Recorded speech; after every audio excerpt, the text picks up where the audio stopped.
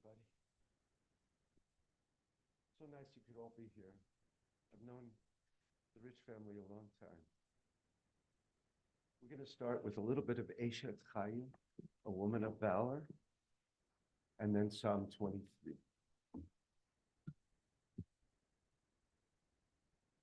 Eshet Chaim, mi yatzai, ורחוק מפנים מכרם, בטח בלב בעלה, ושלום לא יחסר. מזמור לדוד, אדוני רואי לא אחסר, בנות דשא ירביצני, על מי מלוכות ינעלם. נפשי שואל ינחני מגלי צדק, אוי למען שמו. גם כי אלך בגצל מוות לא אירא רע, כי אתה עמדי. שבטך ומשענתך המה ינחמוני. תערוך לפני שולחן נגד צור, תשענת בשמן ראשי, כוסי רוויה. אך טוב החסד ירדפוני כל ימי חיי,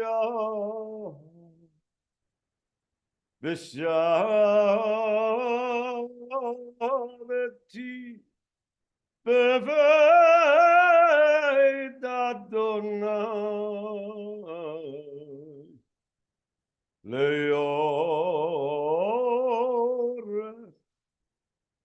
לאורך ימים.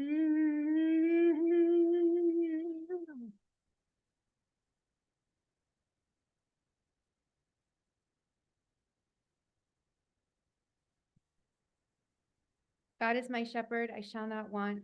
God makes me lie down in green pastures, leads me beside still waters, and restores my soul. You lead me in right paths for the sake of your name. And even when I walk in the valley of the shadow of death, I shall fear no evil, for you are with me. Your rod and your staff, they comfort me. You have set a table before me in the presence of my enemies. You have anointed my head with oil, my cup overflows. Surely goodness and mercy shall follow me all the days of my life, and I shall dwell in the house of God forever. Welcome. I'm Rabbi Emily Hyatt, and it's really an honor to have the privilege, a sad privilege, but the privilege of being with you as we say goodbye to Ruth. In the time that I have been involved in the last 24 hours, I have learned so much about her life, and what a life she lived, and what a story she has. And so it really, I feel very grateful to know about her and to be here with you as we do the things that we do at a Jewish funeral. There's really three parts of what we do today. The first thing is prepare ourselves with the words and the sounds of our tradition to say goodbye to someone who lived pretty long and amazing life. The second thing that we do is tell the story of that life. We don't know how to tell that story until we know how it ends. And now here we are. So we get to tell it and look back on it and figure out what parts of her story we have to take with us. And then we get to say goodbye to her physical presence here with us, which is hard. And it hurts, and yet we do it together in community because it makes it maybe just a little bit easier. And so we use these words from our tradition to prepare ourselves. This is a poem called A Sacred Pilgrimage. Birth is a beginning and death a destination, and life is a journey from childhood to maturity and youth to age, from innocence to awareness and ignorance to knowing, from foolishness to discretion and then perhaps to wisdom, from weakness to strength or strength to weakness and often back again, from health to sickness and back we pray to health again, from offense to forgiveness and loneliness to love, from joy to gratitude, pain to compassion, from grief to understanding, from fear to faith, from defeat to defeat to defeat, until looking backward or ahead, we see that victory lies not at some high place along the way, but in having made that journey stage by stage, a sacred pilgrimage. Birth is a beginning and death is a destination, and life is a journey, a sacred pilgrimage to life everlasting. And so as we prepare ourselves for this task and opportunity that we have to look back at 95 years of Ruth's life, we think about what is the legacy that she leaves, and her legacy is pretty amazing, as we know. And so I want to share with you this one more poem, and this one is not a Jewish poem, but it's one that I think is so perfect for thinking about Ruth and her life, and it's called When I Die. When I die, give what's left of me away to children or old men that wait to die. And if you need to cry, cry for your brother walking the street beside you. And when you need me, put your arms around anyone and give them what you need to give me.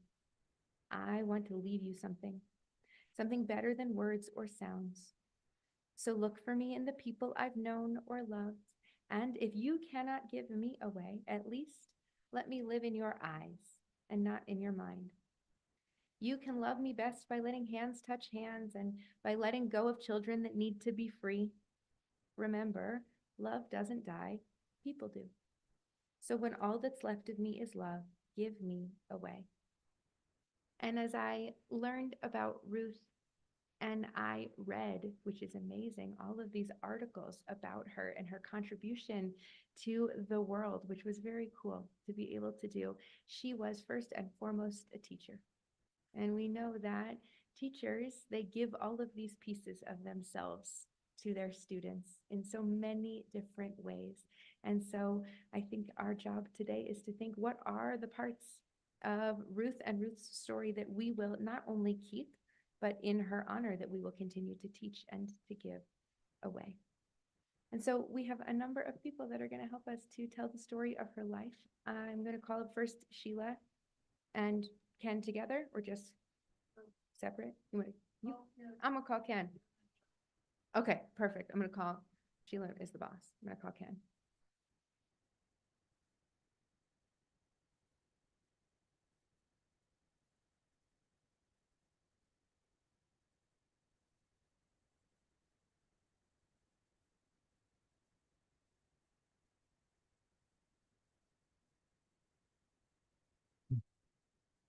Who was Ruth Rich?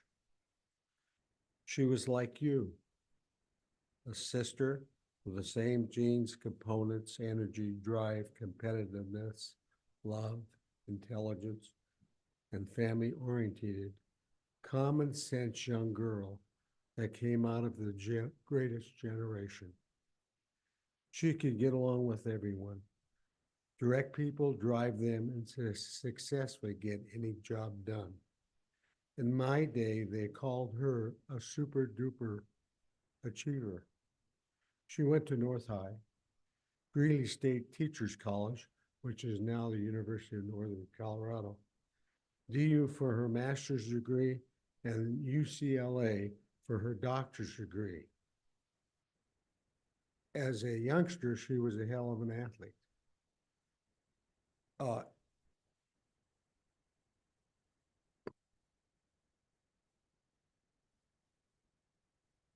Growing up in West Denver, the older friends would tell me of her accomplishments as an athlete. She was proud of her family, brothers and sisters, and wrote a book about Rebecca's riches. One page that she wrote, Mama with the Broom, Rebecca kept order on the institution, and the old man Shopsy demanded respect for the family. The most important was that the children loved their parents. My mother instilled the fact that your name is worth more than money. Ruth pushed the family ethics. She worked for the Los Angeles schools. She wrote the DARE program for the school system. That was a drug education for drug prevention. The county sheriff and Nancy Reagan tried to steal the program from Ruth. The woman raised the money for the DARE program. She was asked by many foreign countries to come and speak and promote her program for them. She was a very accomplished person in her field. Through her job, she dealt with many professional athletes, senators, congressmen, and CEOs of large companies. She never forgot loyalty and love for her close relatives. She always helped her younger brothers and sisters and nieces and nephews and tried to be an image for success. She was the first person in the Rich family to break the educational barrier for younger siblings. She followed her mother's program, get out of bed and get the job done. May Ruth be remembered as a loyal, devoted sister. Now I'm going further. She wrote the book, and the book she was very proud of. And she claimed that I helped her, but I really didn't. She was, for her job, she wrote programs, she wrote books. This woman was a very accomplished person. Now, I taught for Denver Public Schools. I was a PE teacher. And I started in 1966, 65 or 66 teaching. You had the DU graduates, you had the CU graduates, and you had the Greeley graduates. You had, what was his name? Oberholzer was the superintendent. She taught at South High. She was involved in the inner group. I had almost a doctor's degree. If I would have stayed with Denver Public Schools, I wouldn't have got to first base because I wasn't in the inner group. She was. She knew that she had to get up and go to another state. In California at that time was the highest paying teacher district in the country. And it took a lot of guts to move from Denver to California and accomplish what she did. And she was really a tremendous woman. And I have 5 sisters. The sisters were very accomplished people. Education, vocationally, and the whole works. They had that drive that got things done. And so I want to fill in to the people who did know her, she was quite the lady. Okay. And I appreciate everybody coming today. Thank you.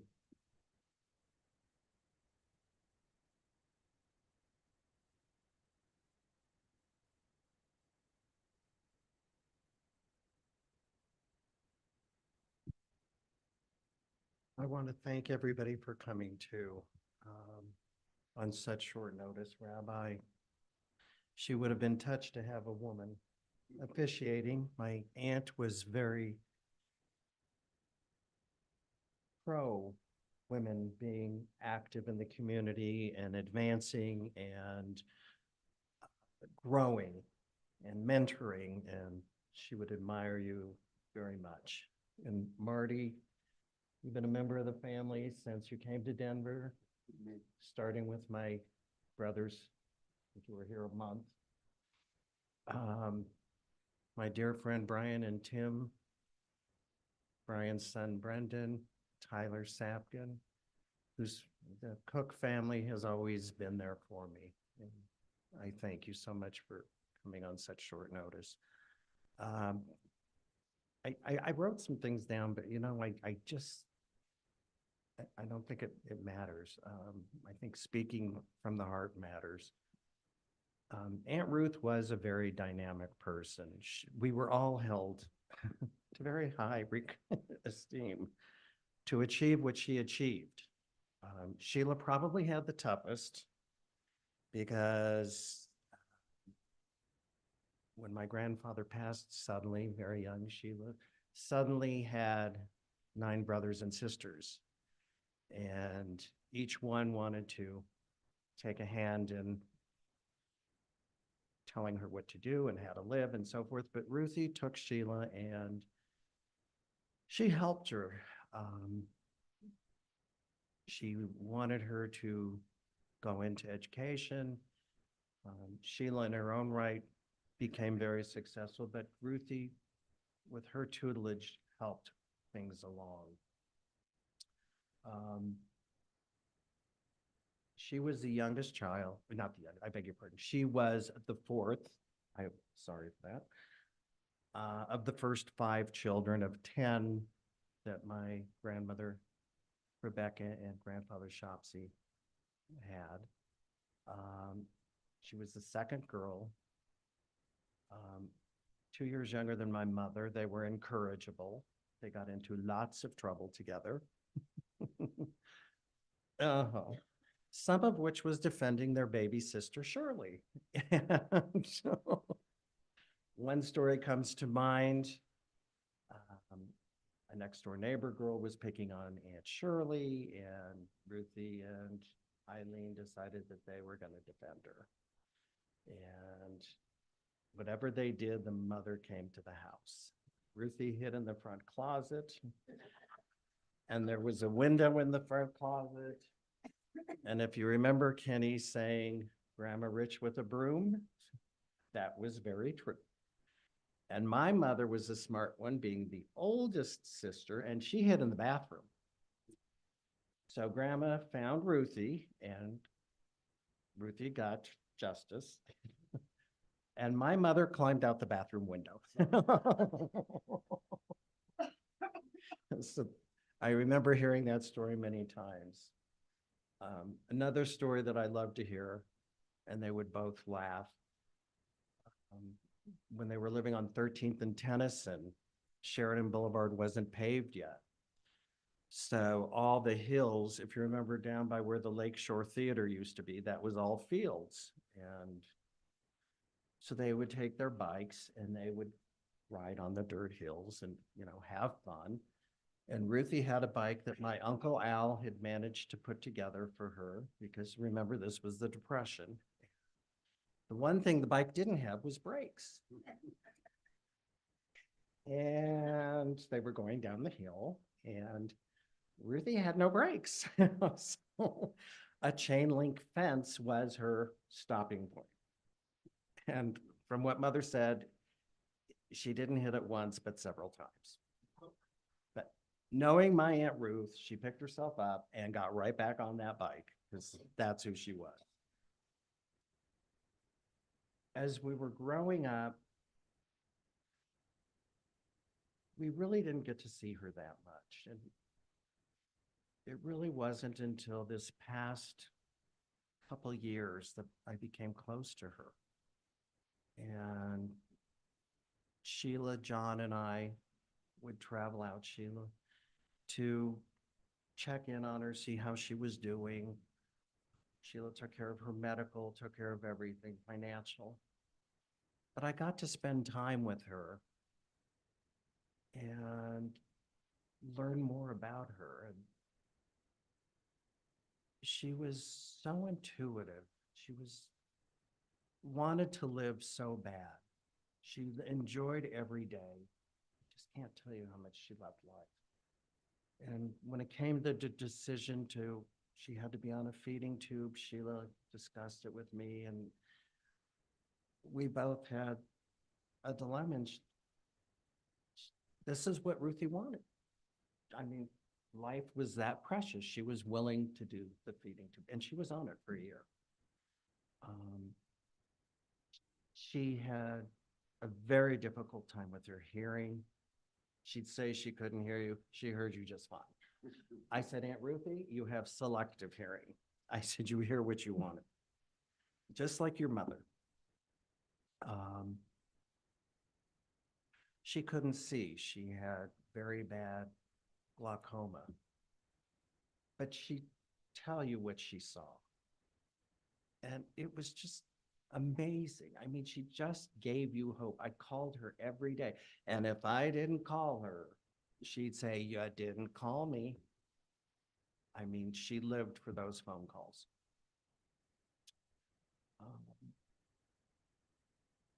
Having taken care of my parents for as long as I did, and then moving on to help Sheila with Ruthie, all I can say to anybody is it's the greatest gift you can ever experience and give back. And what you learn from it, you'll never be sorry. I mean, it's in your heart. And as I said, I just thank you all for coming. It means a lot to me. Rest in peace, Aunt Ruthie.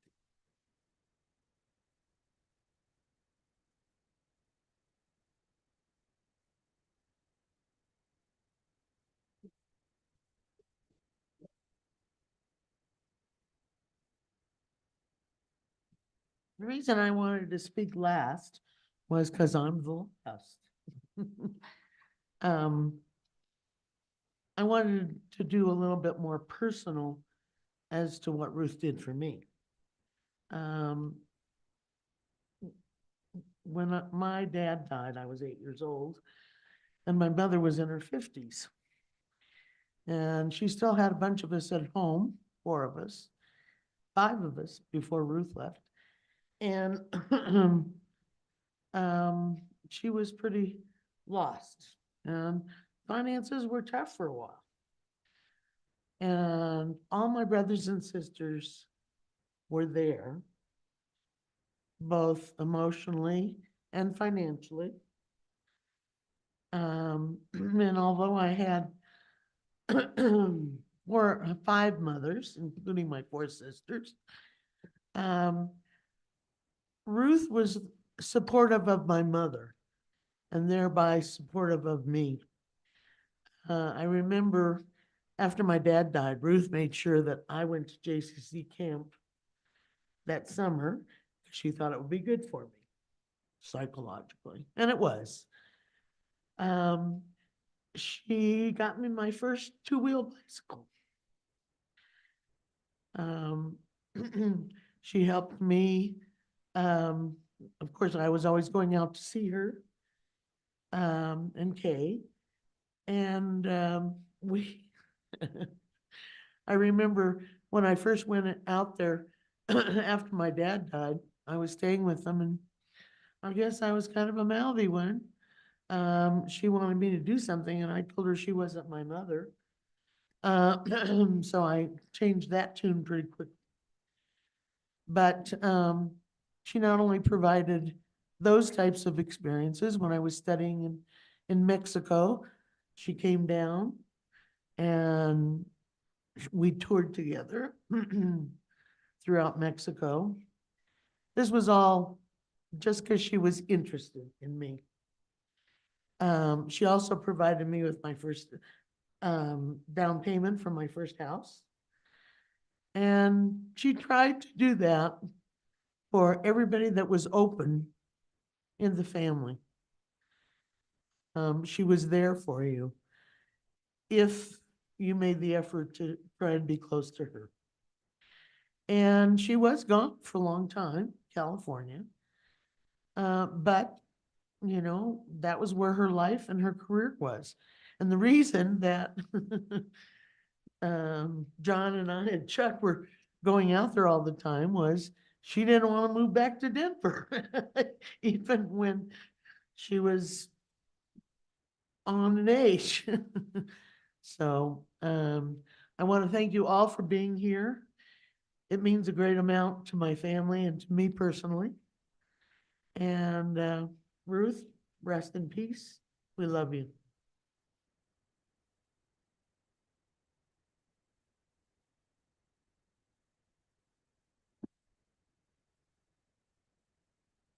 It's very interesting to think of the fact that we have this service and ceremony today, which happens to be the shortest day of the year.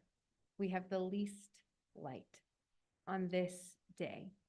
And it's a weird feeling at this moment because it's so nice outside and beautiful and warm, and it feels like the shortest day of the year should be very cold.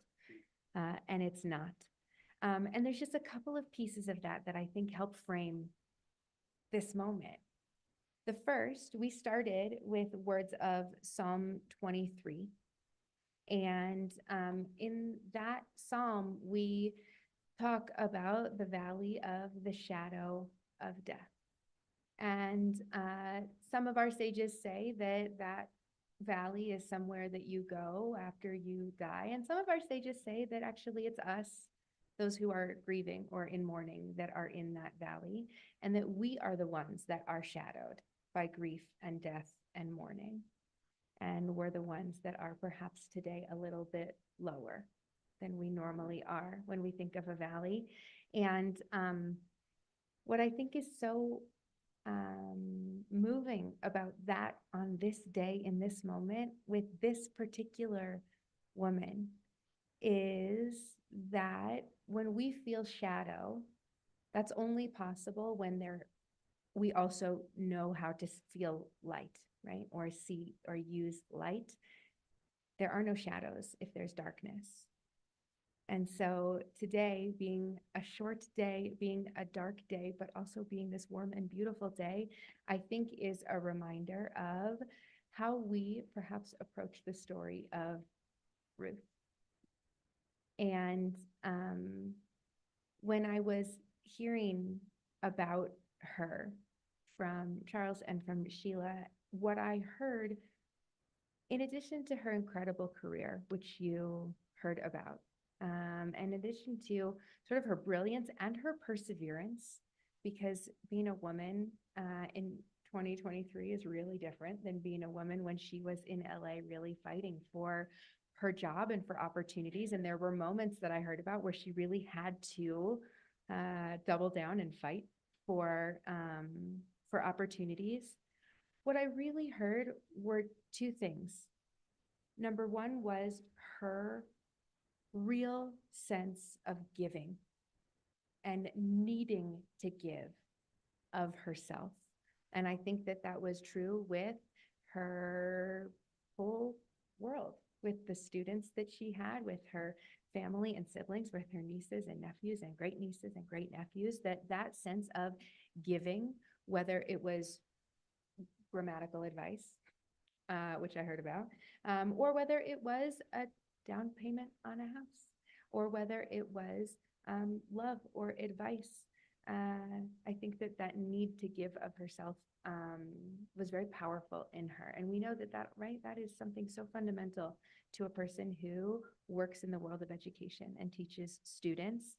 I heard about how she had so many caregivers in more recent phases of her life, and she called them and their children her kids and demanded that the children be brought to her so that she could spend time with them and teach them and be with them. And that sort of, right, that's not, that's a way of being. That's just a way of existing in the world with that need to give of yourself to others. And it's admirable. And for those who don't, I think, live in that way of being, it's exhausting. And I'm guessing it wasn't for her. It was actually a necessity, like breathing, that you have to give and be in that relationship with other people. And the other thing that I heard that I think is so deeply beautiful was such a love of family, right? Not just the giving, but also the valuing of, and really the lifting up of how important that family was to her. And I'm struck not only by her career, but also by the fact that she did not have her own children. And so she found them everywhere, right? And made for herself family out of people that were important to her. That is also brave and bold as a way of living and as a way of existing in the world, and is beautiful and paves a new path. I am not unaware that there are generations of women that really changed the way we look at the ability of a woman to do whatever she wants, whether that be with her family, whether that be with her career, whether that be moving away and living in a different place and forging her own, which is pretty impressive. The other piece of this puzzle of the day that it is this short day, that it's December 21st, is that even though this year Hanukkah is over, and we have celebrated what we will celebrate, one of the themes of Hanukkah that we really lift up at this time of year is the way that we observe with the lighting of candles, and knowing how critical it is to Hanukkah that flame gets passed without any kind of loss itself. That when any candle lights another candle, neither candle loses anything in that transmission of fire, which is, right, that's when we think about this moment of being in the valley and of darkness and of light, knowing that we have this opportunity and obligation to pass on Ruth's legacy and her story and her gifts and the things that made her her, that I think that is exactly how she was, right? She passed what she knew and what she had, and she taught and she gave, and she lost nothing in that. You don't give away and lose, you probably even give away and gain. And that is how we look at the candles at this time of year, how we look at the celebration of Hanukkah, that we have an opportunity to make light. And so I think for me, certainly, that is a lesson to take from this, and a piece of her legacy that I hope will live in us, because she has certainly a story worth telling and a legacy worth preserving and passing. It is at no cost to us to take her love and her space in this world and keep it with us and to pass it. And so with that, we have told small pieces of the story of who Ruth was. I know that there will be a Shiva gathering tonight, and I hope that that story continues to be told, and the little stories and the bikes with no brakes and the trips to Mexico, right? Those are the little moments that create the fabric of who she was, and that those stories continue to get told. That's the beauty of this experience.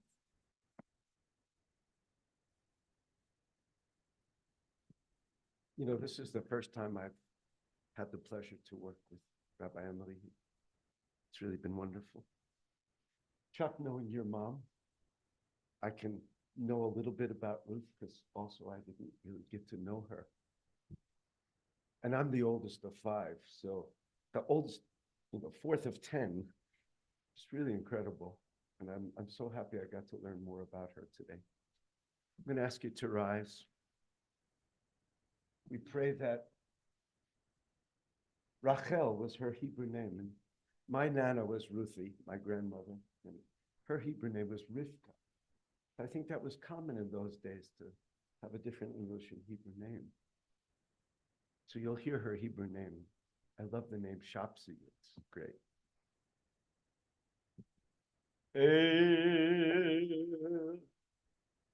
Malerachamim Shochem Bamiromim Hametzeh Menucha Nechona Tachta כנפי השכינה במעלות קדושים ודיורים כזר רקיע מזהירים את הנשמת רחל בת שבסי הלוי שלך לעולמה בגן עדן, אוי בגן עדן תהי מנוחתה. אנא בעל הרחמים הסתיריה בסתר כנפך לעולמים וצרור בצרור החיים את נשמתה. אדוני הוא נחלתה ותנוח בשלום על משכבה ונאמר אמן.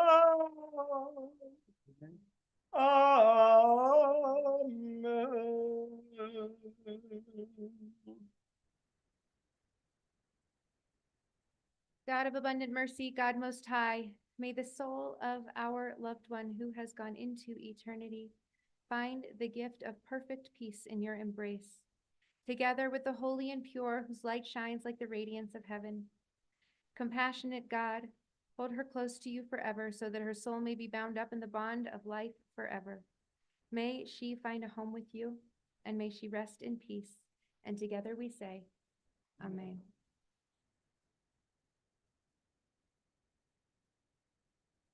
Everyone, that concludes our service here at Feldman. We'll be headed to Rosehill Cemetery. At this time, I think it's best for us to use the elevator for the casket with Maggie and I left short to the tour. Anyone who's interested in witnessing that, you can exit through the doors here and walk us close to the casket in the coach. We don't have an escorted procession today. We'll all be making our own way to the cemetery. We have directions printed in the handouts in the foyer.